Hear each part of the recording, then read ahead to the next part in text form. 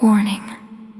If you ever visit an old cemetery near sundown and hear a metallic gate click shut behind you, do not run toward the main exit. If you see a shadow crouched behind a marble headstone, watching you in the dark, do not make eye contact. Turn off your phone light, stay on the gravel path, and listen to every word I say.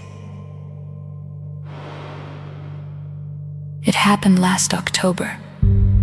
I was taking shortcut photography shots for an art project inside Oak Ridge Cemetery, a massive 19th century graveyard surrounded by 10-foot iron fences. The sun was dipping below the horizon, painting the sky in deep shades of purple and red. I lost track of time while capturing images of an old stone mausoleum at the far edge of the grounds. At exactly 7 p.m., a heavy iron chime echoed through the silent trees. It was the caretaker's signal that the gates were closing. I packed up my camera gear quickly and began walking back toward the front entrance. But as I rounded the bend, my heart sank. The massive iron gates were already chained shut with a heavy steel padlock. I yelled for the groundskeeper, beating my fists against the cold iron bars. But my voice faded into the empty night air. The graveyard was completely deserted. I pulled out my phone to call for help, but the battery died instantly, flashing a black screen. A thick, icy fog began rolling over the sunken graves, swallowing the moonlight.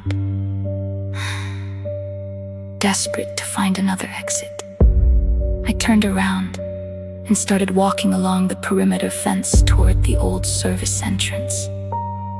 That's when I heard it, the distinct, crunchy sound of footsteps on the gravel path about 20 yards behind me. Crunch, crunch, crunch. I stopped and looked back. The path was empty, surrounded only by leaning headstones and weeping willow trees.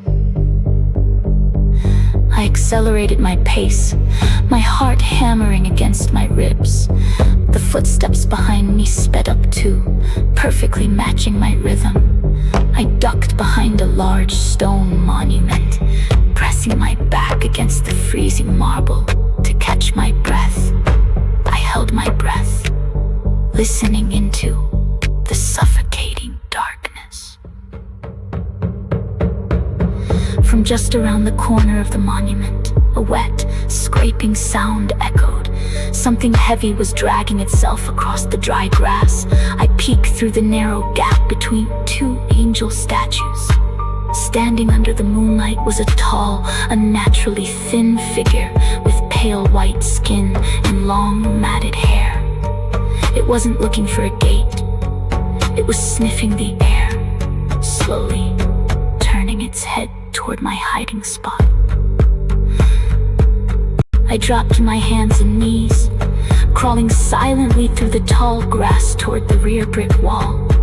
The sound of rustling leaves behind me became louder and faster. I reached the base of the wall, finding a broken section where the mortar had crumbled. I squeezed my body through the narrow gap, just as a freezing, pale hand reached through the darkness and brushed against my ankle. I scrambled out onto the street, looking back through the gap one last time. The creature was standing behind the iron bars, silently smiling into the night. Walking on the stones so cold, secrets that are never told.